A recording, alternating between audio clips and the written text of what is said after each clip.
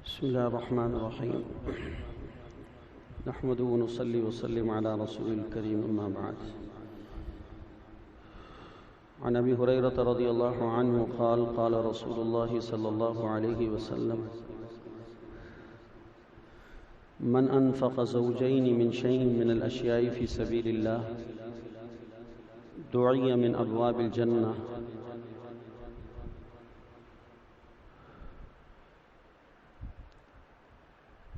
یہ بات کل خرچ کی فضیلت میں آئی تھی کہ جو آدمی اللہ تعالیٰ کے راستے کے اندر خرچ میں جس چیز کو بھی خرچ کرے اس کو جوڑا جوڑا خرچ کرے.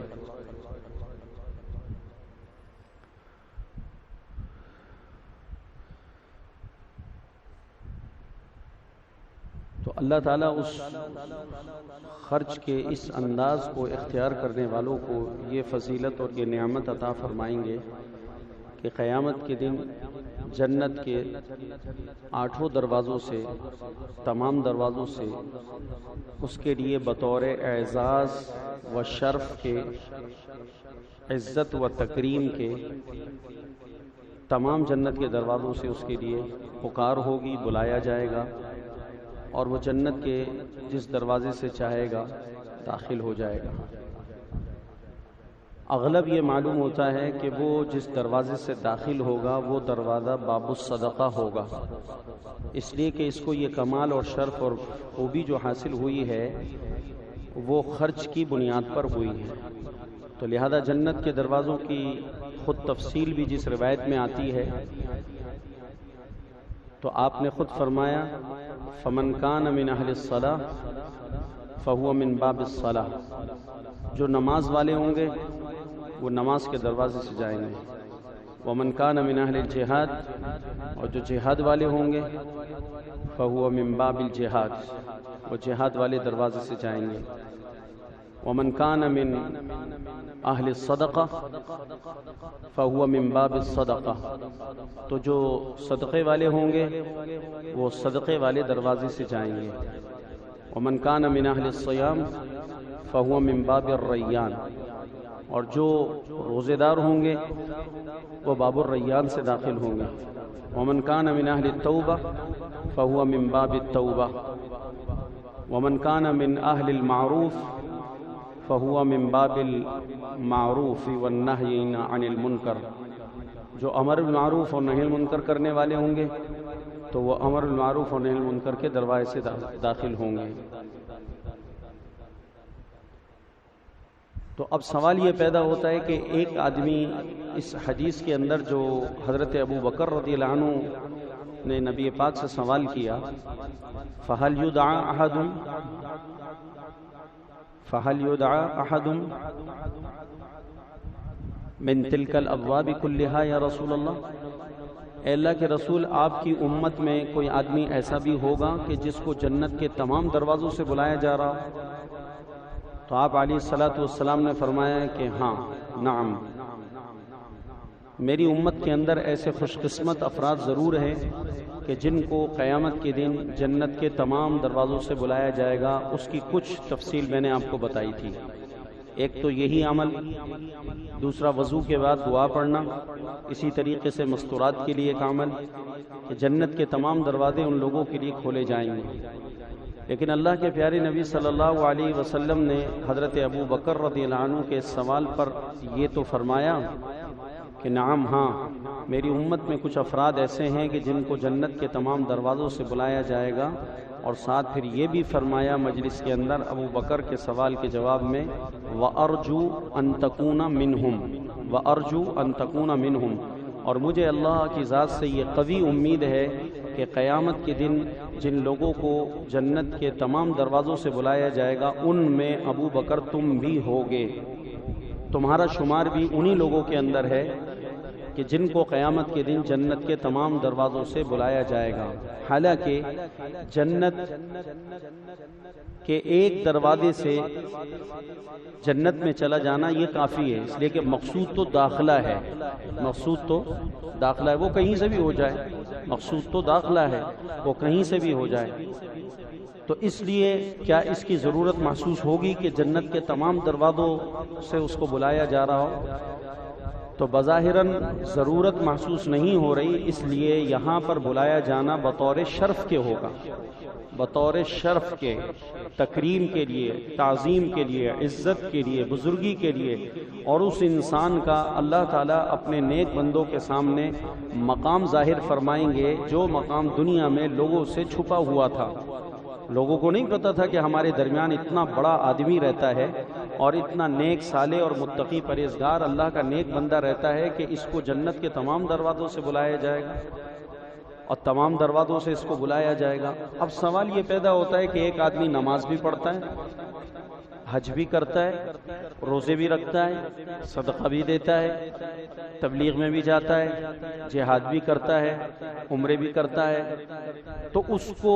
یہ ساری نیکیاں کرنے کا موقع مل رہا ہے اور یہ کر رہا ہے، تو اس کو کون سے دروازے سے بھیجا جائے گا؟ جیسے یہ سارا مجمع بیٹھا ہے، سب نمازی ہیں الحمدللہ، اس وقت سب روزے سے ہیں، اس میں اکثر نے حج کر رکھا ہوگا، اکثروں نے عمرہ کر رکھا ہوگا، اکثر اس میں تبلیغ میں گئے ہوں گے۔ تو اب یہ آدمی جو سارے کاموں کو کرتا چلا جا رہا ہے، اس کو جنت کے کس دروازے سے بلایا جائے گا؟ تو اس کے بارے میں علماء نے لکھا ہے کہ جو آدمی سارے نیک کام کر رہا ہو تو اس کے لیے جو جنت کا دروازہ مختص کیا جائے گا وہ دروازہ ہوگا کہ جس عمل کا اس آدمی کے اوپر غلبہ ہوگا، غلبے کے ساتھ، یعنی کثرت کے ساتھ کس عمل کے اندر یہ آدمی زیادہ لگا۔ اور آپ نے دیکھا ہے کہ دنیا میں بہت سارے لوگ ساری نیکیاں کرنے کے باوجود خاص نیکی کے اندر بڑے ممتاز ہوتے ہیں، بہت سارے لوگ فیاض ہوتے ہیں، خرچ کے بڑے عادی ہوتے ہیں، نماز بھی پڑھ رہا ہے، حج بھی کیا ہوا ہے، لیکن اس کی خصوصیت خرچ کے بارے میں آپ دیکھیں زیادہ ہوتی ہے۔ کہتے ہیں یار یہ آدمی خرچ کے معاملے میں بالکل دریغ نہیں کرتا، ہر نیک کام میں بڑھ چڑھ کر حصہ لیتا ہے۔ اور کسی آدمی کے متعلق لوگ یہ کہتے ہیں یار یہ آدمی الحمدللہ نماز کا ایسا پابند ہے کہ اس کو ہم نے کبھی تکبیر اولیٰ فوت ہوتے ہوئے نہیں دیکھا، کبھی یاد نہیں پڑتا کہ یہ فجر میں غیر حاضر ہوا ہو۔ الحمدللہ نماز کا اتنا پابند ہے کہ یہ چاش کا اہتمام، تہجد کا اہتمام اور اشراق کا اہتمام اور اوابین تک کا اہتمام کرتا ہے۔ اس کو کبھی ہم نے نفل نمازوں کے اندر سستی کرتے ہوئے نہیں دیکھا۔ جب مسجد میں آئے گا تحیۃ الوضو پڑھے گا، تحیۃ المسجد پڑھے گا، بغیر 2 رکعت پڑھے مسجد میں نہیں بیٹھے گا۔ ہم نے اس کو بہت دیکھا ہے کہ یہ بڑے اہتمام کے ساتھ جو ہے نماز کی اور سجدے کے عمل کی پابندی کرتا ہے۔ بعض لوگوں کے اندر آپ کو نمایاں کمال نظر آئے گا کہ وہ روزے رکھنے میں بڑے ماہر ہوتے ہیں، عام مہینوں میں، عام دنوں کے اندر روزے کی ایسی پابندی کہ کوئی جمعرات ایسی نہیں کہ روزہ نہ رکھتا، کوئی پیر ایسا نہیں آتا جس میں روزہ نہ رکھتا، کوئی مہینہ ایسا نہیں آتا جس میں ایام 20 کے روزے نہ رکھتا ہو، 13ویں 14ویں 15ویں کے روزے نہ رکھتا ہو۔ کبھی ایسا نہیں ہوا کہ اس نے 10 محرم الحرام کا روزہ چھوڑا ہو، کبھی ایسا نہیں ہوا کہ اس نے 9 ذی الحجہ عرفات کا روزہ چھوڑا ہو، کبھی ایسا نہیں ہوا کہ اس نے جناب 1 ذی الحجہ سے 9 ذی الحجہ تک کے روزے رکھنے کا اہتمام نہ کرا ہو۔ تو یہ آدمی روزہ رکھنے کے اندر بڑا مشہور و معروف ہے کہ یہ روزے کی بڑی پابندی کرتا ہے۔ اسی طریقے سے کوئی آدمی جہاد میں بڑا مشہور ہوتا ہے، اس آدمی کے اندر یہ کمال ہے کہ کوئی بھی لڑائی کی جگہ ایسی نہیں ہے جو شرعاً جہاد ہو اور یہ وہاں پر اس نے اس میں حصہ نہ لیا ہو، ہر میدان کے اندر اور ہر جگہ کے اندر یہ جانے والا آدمی ہے۔ اسی طریقے سے یہ آدمی تبلیغ میں بڑا پھرنے والا آدمی ہے اور ممالک کے اندر اس نے بڑے لمبے چوڑے سفر کیے ہوئے، اور کبھی اس کو نہیں دیکھا کہ یہ جناب سیروزے سے پیچھے رہا ہو اور یہ چلوں سے پیچھے رہا ہو اور یہ جناب جماعتوں میں جانے سے پیچھے رہا ہو، یا کوئی دعوت کا موقع اس موقع پر اس نے دعوت دینے کا اہتمام نہ کیا ہو۔ تو ہر آدمی کے اندر کوئی نہ کوئی ایسی خوبی اور نیکی ہوتی ہے جس کا اس کے اوپر غلبہ حال ہوتا ہے، غلبہ حال ہوتا ہے، اس پر وہ نیکی غالب ہوتی ہے اور وہ نیکی اس کی گویا کہ دنیا میں پہچان بن گئی ہوتی ہے۔ تو محترم یہ سارے کام کرنے کے باوجود انسان جنت کے اس دروازے سے جنت میں جاوے گا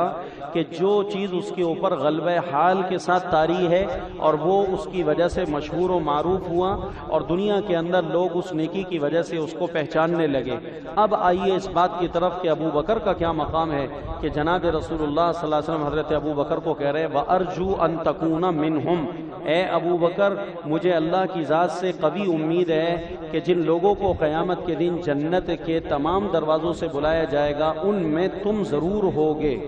کیا مطلب؟ ابو بکر رضی اللہ عنہ حضور کے صحابہ میں اس قدر خوبی کے مالک تھے کہ ہر نیکی کا ان پر غلبہ تھا، اور ہر نیکی کی صفت کے اندر یہ آگے بڑھنے والے تھے، سابقین کے اندر تھے۔ ہر نیکی کے اندر ان کا مقام اور ان کا درجہ ایسا تھا کہ حضرت عمر پوری زندگی ابو بکر سے ایک مرتبہ آگے نکلنے کی کوشش کرتے رہے، لیکن زندگی میں ابو بکر نے کسی نیکی کے اندر ایسا موقع نہ دیا عمر کو کہ وہ ان سے نیکی میں آگے بڑھ جاتے،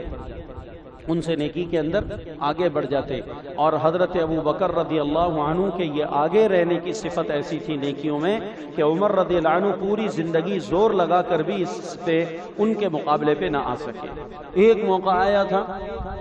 آیا تھا جس کو آپ یہی تبوک کا موقع کہتے ہیں۔ اسی موقع کے اوپر تبوک کا جو ہمارا بیان چل رہا ہے تفسیر میں،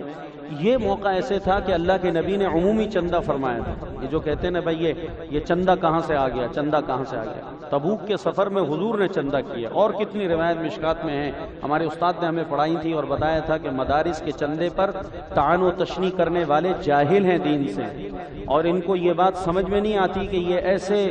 زبان سے گندے الفاظ نکالتے ہیں